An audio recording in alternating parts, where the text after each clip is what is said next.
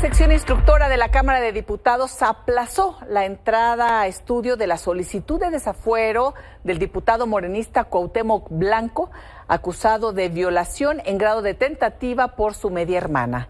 El panista Germán Martínez informó que durante la reunión solicitó la admisión del expediente ya de una vez, pero su propuesta fue rechazada por los morenistas Hugo Eric, presidente de esa instancia, y Adriana Belinda Quirós, así como por Raúl Bolaños Cacho del Partido Verde. Germán Martínez señaló que la dilación en el caso tiene que ver con asuntos burocráticos.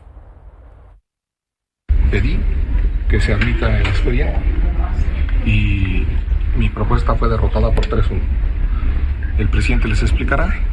Yo no culpo a nadie, pero yo no genero ni busco impunidades, y menos frente a una mujer de cara al 8M. Yo no me presto impunidades. Vengo aquí no a culpabilizar a nadie, pero sí a revisar completamente los expedientes sin andar arrastrando los pies. A su juicio, entonces, a juicio de usted, ¿había ya los elementos suficientes para admitir este tema? Admitirlo a estudio, no es culparlo. Sí. Soy un abogado y soy absolutamente estricto y presumo la inocencia de un compañero, pero también reviso un expediente. Oiga, diputado, ¿esto significa que se cierra el caso de la No, de ninguna manera, no. O esta votación que se están haciendo los trámites y de correr traslados, de copias y todas esas burocracias que tanto le chocan y le molestan a la gente. Bueno, y esto es importante porque se había indicado en un principio o circuló en algunos medios que se había rechazado ya la solicitud de procedencia en contra de Cuauhtémoc Blanco, y no, únicamente se pospuso. Ahí lo comenta claramente Germán Martínez en esta entrevista, en estas declaraciones con los medios de comunicación, que no se ha cancelado, nada más se pospone, e indica que no se trata también de culpar a nadie, eso lo va a tener que decidir un juez en su caso, pero simplemente hay que revisarlo y hay que analizarlo. Lo que pasa es que esto se ha ido posponiendo. Hay quienes han dado seguimiento a este caso puntual, al tema de Morelos. Por ejemplo, la periodista Yoali Reséndiz ha dado también seguimiento a este caso. Ahí también informó que no se puede hablar de que la sección instructora haya rechazado el proceso de desafuero, porque simplemente se pospuso. Indica que recibió un documento de la Fiscalía de Morelos, esta sección instructora conformada por 2 morenistas, por un miembro del Partido Verde y por uno del PAN, Germán Martínez. Este documento de la Fiscalía de Morelos apenas lo recibió esta comisión instructora, que lo va a analizar, y no se está rechazando, sino que se aplazó.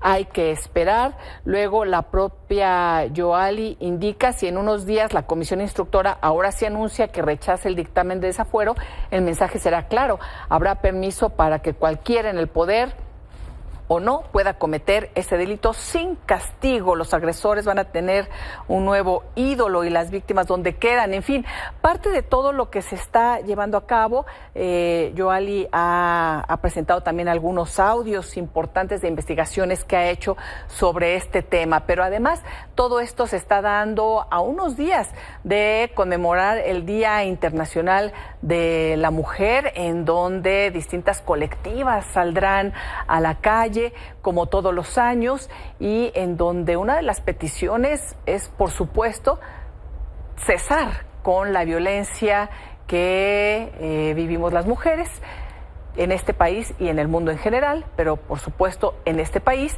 Y no solamente eso, una de las peticiones que se han hecho durante muchos años y exigencias es que se pueda también analizar y se pueda juzgar y se pueda procurar justicia con perspectiva de género. Vamos a ver qué sucede en este caso en particular, independientemente de lo que aquí le hemos presentado, por cierto, también de Cuauhtémoc Blanco como gobernador en Morelos.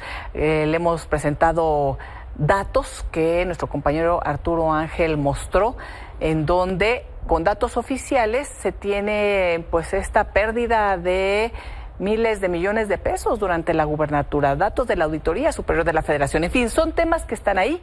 Vamos a ver qué sucede con la sección instructora. Por lo pronto, se aplaza, se patea el balón en términos futbolísticos. Bueno, y apenas ayer en el Senado, por cierto, la legisladora del PRI, Claudia Anaya, indicó que Cuauhtémoc Blanco iba a ser protegido por Morena y leyó una carta precisamente de la media hermana de Cuauhtémoc Blanco, quien lo está acusando de esta agresión sexual, y esto es parte de lo que dijo la senadora.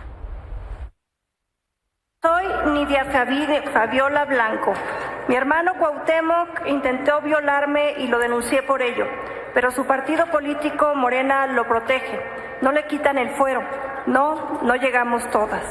Oigan, y eso en el Senado, en la sección instructora de la Cámara de Diputados, les digo, aplazaron este tema. Y en otro caso, el coordinador de los diputados de Morena, Ricardo Monreal, pues acusó ayer a legisladores de su propia bancada de negociar con el PAN y ofrecer 100 votos para poder corregir la reforma contra el nepotismo para que entrara en vigor en 2027, como la iniciativa de la presidenta Claudia Sheinbaum lo indicaba, y no en 2030 como finalmente se aprobó por parte de Morena y aliados. A cambio, esto de impedir que en los próximos 10 años pudieran competir rumbo a la presidencia los hijos de Andrés Manuel López Obrador, o por lo menos eso aparece aquí en este video que estamos viendo, en donde Ricardo Monreal es grabado en una reunión que tuvo con integrantes de Morena. Estas acusaciones tuvieron respuesta de su compañera de bancada, Gabriela Jiménez, y del coordinador del PAN en San Lázaro, José Elías Lisha. Los buscaron sin autorización del grupo y le dicen, yo traigo 100 votos. Entonces le dice, a mí me lo dijo Doris, 100 votos nos ofrecieron. Y nosotros les dijimos, sí, a cambio de que los López estén 10 años fuera. Órale, ¿pero cómo vas a negociar tú eso? La mayoría de la bancada de Morena, porque yo hablé con todos los diputados y diputadas, estaban a favor de que regresáramos al texto original y prohibir el nepotismo a partir del 2027.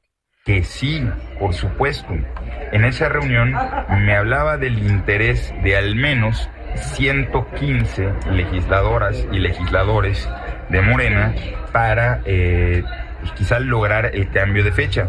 Nosotros dijimos, pues, si se junta la mayoría, cuenten con los votos del PAN. Bueno, y luego de esta polémica le preguntaron a Ricardo Monreal y él rechazó haberse enterado de negociaciones entre Morena y el PAN para modificar la reforma contra el nepotismo, y respecto a la existencia de un video de que escuchamos este fragmento al inicio, en el que se le escucha hablar abiertamente sobre las negociaciones y confirma haber sostenido una conversación también con Federico Dorin, el diputado del PAN, que le habría informado sobre los hechos. Bueno, esto dijo Ricardo Monreal. Primero, no sé de qué me habla. La verdad es que soy un hombre de los clásicos y no he hablado con Federico Dorin. Tendría que preguntarle a él con quién habló. No sé de cuáles 100 votos y tampoco sé de los apellidos López. Puede ser. Digo, puede haber muchos, pero dentro del grupo parlamentario nunca se discutió eso. Sí, bueno, nada más ahí quedan pues estas declaraciones en donde dice yo no sé de qué 100 votos, aunque en el video se le escucha decir eso. Está hablando de este diálogo con Dorin en donde habrían ofrecido 100 votos y él dice, bueno, ¿en qué momento? ¿No? Él estaba pues molesto de que hubiera este tipo de negociación, o por lo menos lo estaba cuestionando. En fin, queda el video y queda lo que responde Monreal, que dice, pues yo no sé nada. Buscaron sin autorización del grupo y le dicen, yo traigo 100 votos. Entonces le dice, a mí me lo dijo Dori, 100 votos nos ofrecieron. Y nosotros les dijimos, sí, a cambio de que los López estén 10 años fuera. Órale, ¿pero cómo vas a negociar tú eso? La mayoría de la bancada de Morena, porque yo hablé con todos los diputados. Bueno, parte de esta polémica que aquí hemos registrado, en donde antes de que se votara en la Cámara de Diputados, recordará que incluso hablamos con gente de Morena que estaban queriendo impulsar que quedara como la iniciativa original, decía, de la presidenta Claudia Sheinbaum, que comenzara a partir del 2027 esta reforma en contra del nepotismo electoral. Pero bueno, finalmente pues no lo lograron en Morena en Cámara de Diputados y quedó como lo habían hecho en Morena y Aliados en el Senado, que va hasta el 2030. Es decir, que sí están en contra del nepotismo, pero de aquí a 5 años. En fin. Y la Fiscalía de Oaxaca informó que investiga a policías municipales de Huatulco por la desaparición de los jóvenes de Tlaxcala. Recordarán que los cuerpos de las y los jóvenes fueron encontrados así en restos al interior de un vehículo en los límites con Puebla. Una de las sobrevivientes denunció que fue levantada por un grupo de personas armadas que se hacían pasar o eran policías de Huatulco. Bueno, en un comunicado, la Fiscalía dijo que una de las principales líneas de investigación es que los asesinatos están relacionados con la disputa entre grupos criminales. Pero bueno, independientemente de que estén relacionados o no, policías detuvieron a jóvenes, hay un testimonio y lo que sabemos es que asesinaron y desmembraron a jóvenes de Tlaxcala. Leonel, líder de una célula criminal que opera al norte del país, fue detenido por elementos del ejército. El criminal se dedicaba al tráfico de drogas y migrantes. El secretario de Seguridad Ciudadana, Omar García Harfuch, informó que la captura fue en el poblado de Los Ángeles, en el estado de Durango, además de que contaba con una orden de aprehensión por el delito de secuestro agravado. Y añadió que Leonel es uno de los 10 criminales más buscados en Chihuahua y Texas, en Estados Unidos. Y también Omar García Harfuch confirmó la detención de Roberto alias El Gordo Jr., quien cuenta con una orden de extradición a Estados Unidos por vínculos con el crimen organizado y conspiración por el tráfico de drogas. El Gordo Jr. estaría relacionado con el atentado en contra de Omar García Harfuch en 2020. Y de acuerdo con las autoridades, la detención ocurrió en el municipio de Cuernavaca, Morelos. Y Rubén Oseguera González, el Menchito, será sentenciado mañana en una corte de Distrito de Columbia, donde hace medio año fue sometido a un juicio por narcotráfico. El Menchito, el hijo del líder del cártel Jalisco Nueva Generación, el Mencho, inició en el crimen organizado a los 14 años, cuando su padre, Nemesio Oseguera Cervantes, el Mencho, lo metió ahí al cártel. Oseguera González fue señalado de derribar un helicóptero del ejército en mayo de 2015 y de traficar también cerca de $12 millones en drogas, así como de asesinar a sangre fría a sus enemigos. La defensa pidió que se le imponga la sentencia mínima de 40 años, lo que le permitiría dejar la prisión poco antes de los 75 años, suponiendo que tuviera buen comportamiento en prisión. Pero vamos a ver qué decide el juez después de esta sentencia y después que la Fiscalía ha pedido una pena máxima de prisión. Y la presidenta de México, Claudia Sheinbaum, y el presidente de Estados Unidos, Donald Trump, acordaron que México no pagará aranceles sobre los productos que están dentro del TEMEC, al menos hasta el 2 de abril, cuando Estados Unidos anunciará aranceles recíprocos para todos los países. El presidente Trump dijo que el acuerdo lo hizo como una forma de adaptación y por respeto a la presidenta Sheinbaum, que su relación ha sido muy buena y están trabajando duro en la frontera, tanto en términos de impedir que los migrantes ilegales ingresen a los Estados Unidos, como deteniendo el fentanilo y agradeció a la presidenta por su arduo trabajo y cooperación. Luego Claudia Sheinbaum agradeció a Trump, dijo que tuvieron una excelente y respetuosa llamada en la que coincidieron en que el trabajo y la colaboración han dado resultados sin precedentes en el marco del respeto a las soberanías y que continuarán trabajando particularmente en temas de migración y seguridad que incluyen reducción del cruce de fentanilo y armas. Más tarde, en su conferencia, la presidenta informó sobre el acuerdo para pausar los aranceles. Bueno, fue una llamada muy respetuosa. Yo creo que eso es lo que hay que resaltar. Nosotros siempre hemos tratado con respeto al presidente Trump y él en las llamadas siempre nos ha tratado con respeto. Entonces le dije, estamos teniendo resultados, presidente Trump. ¿Por qué ahora que puso las tarifas? Pues cómo vamos a seguir cooperando, colaborando con algo que daña al pueblo de México. Y no fue ni amenaza, nada. Sencillamente, entiéndame a mí, que para mí lo más importante es mi pueblo. Es muy importante y decírselo a todas y a todos. Nosotros estamos haciendo este trabajo por la seguridad de México, de las y los mexicanos.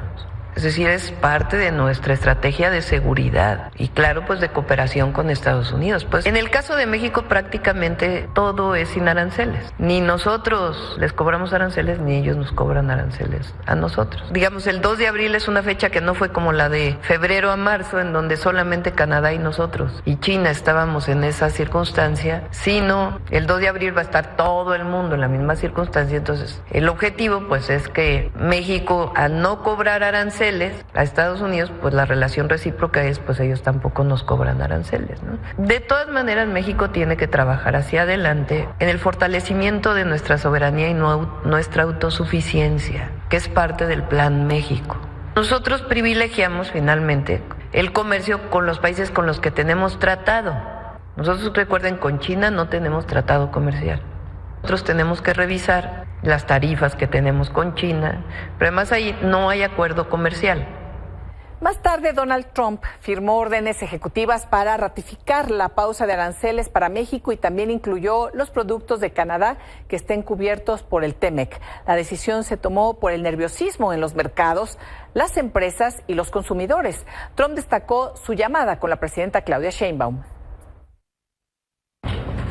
And I spoke to the President of Mexico, wonderful woman today, and we helped them out with the problem they were having to do with the tariffs, short-term tariffs, and we had a very good conversation. Also, we discussed drugs, and they were working much harder lately. Do you notice that? On people coming in and drugs, and we've made tremendous progress on both.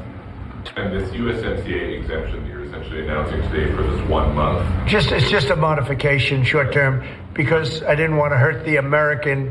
It would have hurt the American car companies if I did that. Would you consider the same sort of exemption or pause for the auto tariffs you're talking about next month? We're not looking at that, no. You're not No, we're not looking at that, no. Doing with it.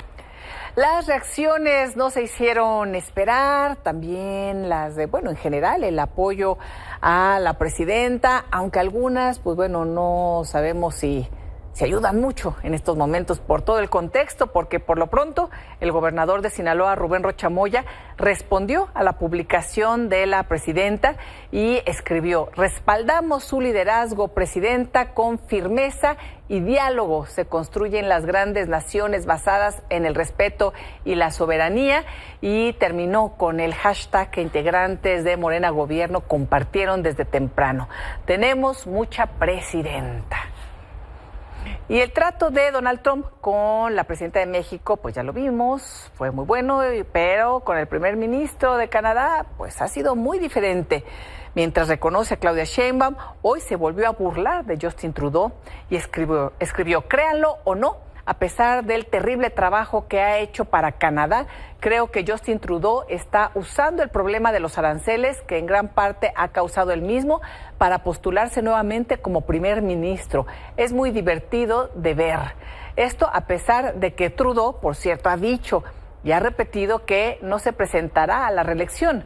Trudeau además llamó a la unidad canadiense, habló de la llamada que tuvo con Donald Trump. Can confirm that it was a colorful call, and it was also a very substantive call. We talked about a range of issues, of course, primarily the trade war that they have chosen to unjustly launch on Canada, but there is also a recognition that our two countries are deeply interwoven, not just in our economy, but in our people-to-people ties and our history. And we should be able to continue to do big things together. The focus we have right now is on reducing the impacts of the tariffs. Canada will continue to stand firm and unequivocal that as long as there are tariffs on us from the United States that are completely unjustified, we will be responding strongly. Y el jefe de la patrulla fronteriza de Estados Unidos, Michael Banks, en entrevista con Fox News, aseguró que el gobierno de México está desplegando muchas de sus tropas en la frontera para frenar los cruces ilegales y que la cooperación con México ha sido fundamental para reducir la cifra a mínimos históricos. So yeah, I do believe we're seeing Mexico put a lot of their troops on our southern border, their northern border, to prevent the illegal immigration from even making it to the border to attempt to cross. And so Mexico has been working with us, and we're continuing to communicate with them as they continue adding additional soldiers on the border. But you know, both you and Bill have it right. Our numbers are at historic lows. I won't contribute it just to Mexico, but we always need our partners. Y mientras tanto, en Chiapas, 69 familias víctimas de desplazamiento forzado en el municipio de Chenaló exigen al gobierno acabar con la violencia para poder regresar a sus hogares. Las 69 familias desplazadas del sector Santa Marta, en Chenaló, Chiapas, buscan regresar a los hogares que se vieron forzados a abandonar hace casi 3 años a causa de la violencia. Sin embargo, a pesar del diálogo con las autoridades estatales, los líderes comunales se resisten a que los desplazados regresen y recuperen no solo sus viviendas, sino hasta sus pertenencias. Van sobre todo contra 9 personas identificadas como quienes defienden los derechos de los afectados. Rechazamos total que las autoridades de Santa Marta, los líderes que pongan condiciones a nuestro retorno, en ese caso, salimos para salvaguardar nuestras vidas de los disparos que ellos son los que están organizando, de poner condiciones, de dejarles entrar a las 9 personas que son los representantes y los que ellos consideran no dejarlos entrar. El primer desplazamiento ocurrió el 24 de junio de 2022, cuando un grupo de 35 hombres fueron expulsados de Santa Marta por una disputa territorial de 22 hectáreas. 3 meses después, la problemática se agudizó y 245 personas más fueron echadas.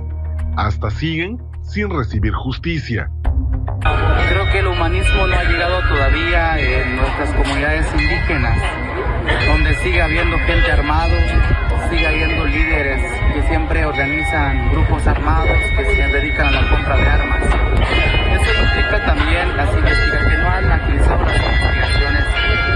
Se necesita aplicar la ley para que haya paz. Estas familias están en total abandono. Viven hacinadas y sin apoyo alimentario en una bodega del poblado zapatista de Poló. En nuestra situación de alta vulnerabilidad, vemos que no hay las condiciones para sobrevivir en este desplazamiento, ni los alimentos ni alcanzan para sostenernos con nuestras familias y en total abandono del ayuntamiento. Los desplazados se manifestaron en Tuxtla Gutiérrez con banderas blancas y pancarta para exigir un alto a la persecución y que el gobierno erradique a los grupos armados que operan en Chenaló.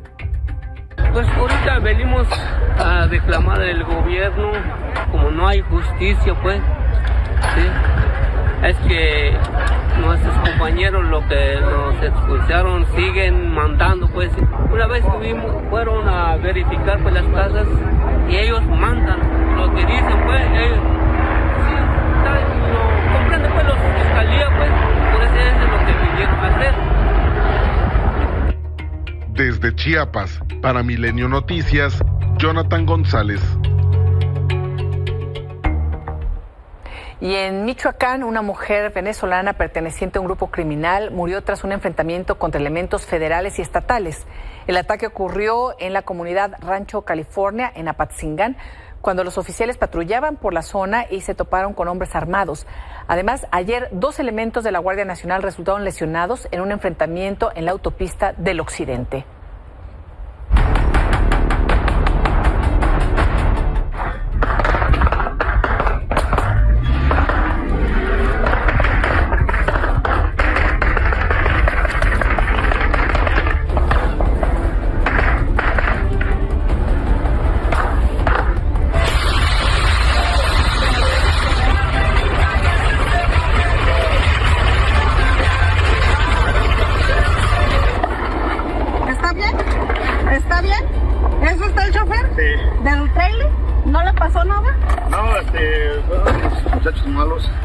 Me subieron y me permitieron que lo atravesara. Pero hasta no pasó nada. No les puedo esas cosas que se quedaron adentro. No, acá sí tengo.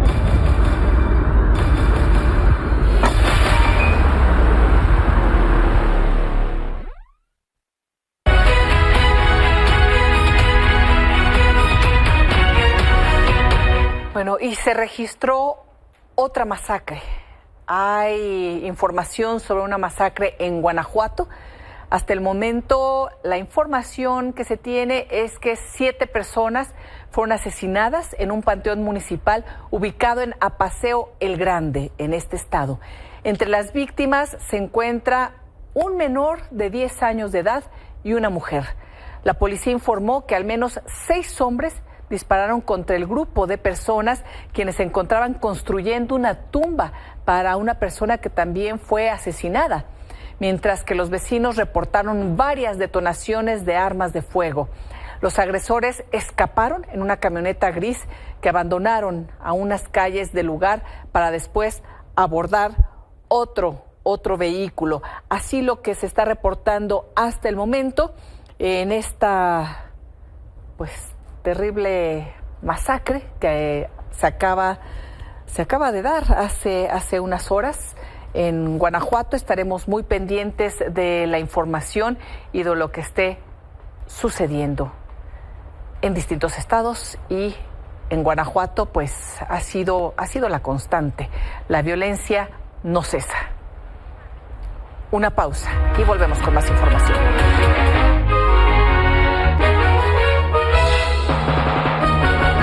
Manuel Somoza, muy buenas noches, querido Manuel. Buenas noches, mi querida Elisa.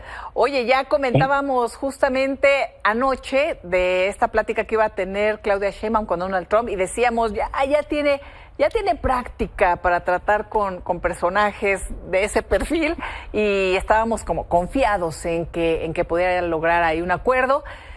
Finalmente se dio. ¿Cómo reaccionaron los mercados? Bueno, pues mira, hubo buenas y malas noticias. La buena noticia es que el peso mejoró su cotización. Sí. Evidentemente la noticia es buena. Sin embargo, el hecho de que la pausa nuevamente sea de aquí al 2 de abril, pues quiere decir que este personaje que es Donald Trump toma decisiones con muy poca reflexión y por eso las ha tenido que venir ajustando. Es increíble que apenas el lunes se haya reunido con los grandes fabricantes de automóviles en Estados Unidos y que estos le dijeran que iba a fastidiar a toda la industria con lo que pretendía hacer. Y para México, bueno, pues la pausa es buena, sin embargo no es suficiente. Lo que necesitamos nosotros es certidumbre, y esto no nos da certidumbre. Ya nos ha dañado bastante. Por ejemplo, la inversión extranjera directa se ha caído en forma muy importante desde que él entró, y yo creo que en el 2025, este año, no vamos a alcanzar ni siquiera la mitad de la cifra que tuvimos de entrada de dinero en el 2024. Y nuestro sueño de poder explotar y crecer con el nearshoring, pues hoy parece un sueño bastante lejano. ¿Quién se va a venir a establecer en México cuando este señor está haciendo lo imposible para que ya nadie se establezca en México y todos se vayan a Estados Unidos? en fin, ya nos ha hecho un enorme daño y nos sigue haciendo daño. Yo creo que la pausa es buena, es mejor hoy que como estábamos ayer, pero no es suficiente. México sí ha cumplido con los compromisos a los que llegó la presidenta con él en febrero, los ha cumplido con creces. Oye, falta por hacer, claro que falta por hacer. Hay que seguir manteniendo la lucha contra todo lo que tenemos que hacer, no solo porque nos lo diga Trump, sino porque lo necesita el país. Tenemos que incrementar la seguridad, tenemos que terminar con la bronca de la migración, etcétera, pero al final hemos hecho grandes avances que no se hacían hace 6 años con López Obrador, y la señora presidenta los ha hecho en forma con mucha fuerza y con mucho pragmatismo. Por eso me atrevo a felicitarla, pero no es justo el trato que se nos está dando, ¿eh? Sí. Hay que decirlo. Esto no es la solución para México. ¿Nos va a traer así de mes en mes durante 4 años? No, hombre, está jugando con nosotros. La verdad, es un hombre que da muy poca confianza, nos está lastimando, y lo único que ha generado, ya no solo en México, sino también en su país, es una enorme incertidumbre. Mejora el peso mexicano, porque así somos. Sin embargo, los mercados internacionales hoy tuvieron caídas importantísimas. Los principales índices en Estados Unidos, todos tuvieron bajas importantes. Por eso, por la incertidumbre que está reflejando Trump con sus políticas económicas, que él es el único que las entiende. Híjole.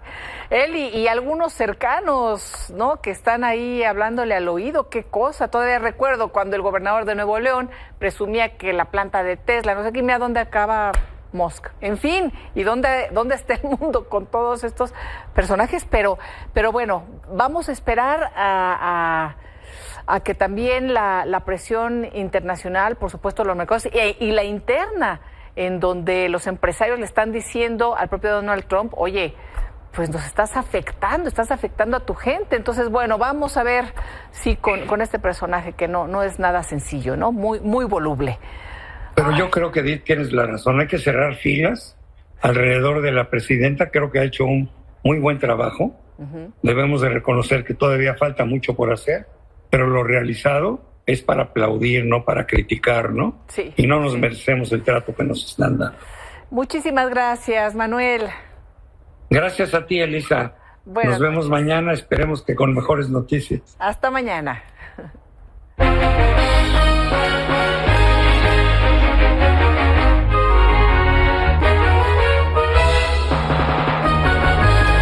Una pausa y volvemos. Gerardo Valenzuela Nava, fundador y director de la Feria Internacional del Libro de Coyoacán. Muy buenas noches, qué gusto. Gerardo, ya 4 años, recuerdo que estuviste aquí cuando lanzaste el proyecto y le ha ido muy bien. Claro, y siempre un gusto estar aquí contigo y con los televidentes, y después de 4 años siempre agradeciendo a Multimedios por darnos este espacio cada año para la cultura, ¿no? Y qué mejor con buenas noticias. A ver, ¿cuándo arranca? Justamente el día de mañana, 7 de marzo, tenemos la inauguración a las 12 del día. Va a estar Elenita Poniatowska y Piedad Bonet, una gran poeta. Sí. Y va a ser del 7 al 16 de marzo en el corazón de Coyoacán, en un horario de 11 a 21 horas, con más de 125 casas editoriales y más de 750 sellos editoriales.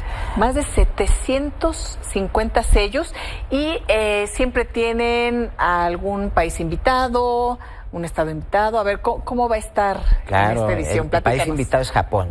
Imagínate, el manga, el origami, la literatura. Oye, que aquí nos encanta, ¿no? Bueno, yo sí he visto toda esta influencia, ¿no? Sobre todo el manga. Sí, el haiku, imagínate. Vamos a tener más de 50 talleres japoneses completamente gratuitos para todo el público que nos visita. Sí, precisamente. ¿De origami o no? De origami. De origami. Sí, claro. También Grullas por la Paz. También vamos a tener varias presentaciones. Te comento, va a estar Yasuaki Yamashita. Justamente es uno de los sobrevivientes de la bomba de Nagasaki y Hiroshima, que cumple más de 80 años. Y entre más de 20 presentaciones relacionadas a Japón, Japón, pero también tenemos estado invitado a Coahuila. Y justamente uno de los foros se llama Nancy Cárdenas, justamente una gran poeta, feminista, dramaturga. Y el 7 y el 8 de marzo, el Día Internacional de la Mujer, de principio a fin en el escenario principal va a haber puras mujeres. Ah, qué bien. Sí, justamente toca ahí el sábado, ¿no? Claro, por ahí, por ejemplo, está Laura Esquivel, que va a estar con nosotros también por ahí. Vamos a tener también una danza de mujeres hermosas. En fin, es una gran fiesta cultural, pero también te comento que somos la única feria en toda la historia que tiene un tercer invitado de honor, los pueblos originarios. Entonces tenemos al pueblo de Santa Úrsula, Cuapa.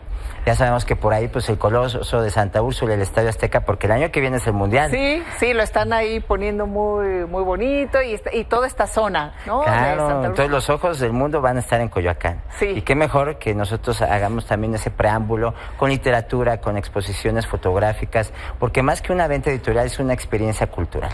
Queremos que la gente se divierta, que vea cine, teatro, pero también mucha literatura. Entonces los invitamos a que vean la página, que es www.filco.com.mx, y nuestras redes sociales en Filco-Coyoacán, donde va a ver toda nuestra programación con más de 200 presentaciones literarias durante estos 10 días. Ay, qué bien, qué bonito, mucho éxito como siempre. Ha sido pues un gusto también poder comentar, ¿no?, estos momentos. Aquí lo hemos hecho con distintas ferias del libro. La de Coyoacán no es la excepción y pues ahora sí que la vimos crecer. Claro que sí, ¿no? Y bueno, y muchas gracias por el espacio, y como decía Rigoberta Menchú, la pluralidad cultural es la riqueza de la humanidad. Hay que protegerla y promoverla, y qué mejor que sea desde Coyoacán. Muchísimas gracias, Jaro. Qué gusto. Un gusto. Estaremos ahí pendientes. Te esperamos, no puedes faltar. Ahí me doy una vueltecita. Ya sabes. Gracias. Muchas gracias. Y a unos días precisamente de conmemorar este Día Internacional de la Mujer, que va a ser el sábado, madres de mujeres víctimas de feminicidio iniciaron una huelga de hambre en el Zócalo de la Ciudad de México para exigir que la presidenta Claudia Sheinbaum las reciba y atienda sus demandas de justicia. Las manifestantes acusaron que en lugar de diálogo encontraron una muralla metálica, por lo que decidieron poner un plantón hasta que sean escuchadas. Y vamos a estar aquí muy pendientes de las manifestaciones a favor de una vida libre de violencia de todas las mujeres. Y estaremos también con la cobertura especial aquí en Multimedios y en Milenio el día sábado. Las esperamos. Por lo pronto, hasta aquí la información y los espero aquí mañana en este espacio. Muy buenas noches.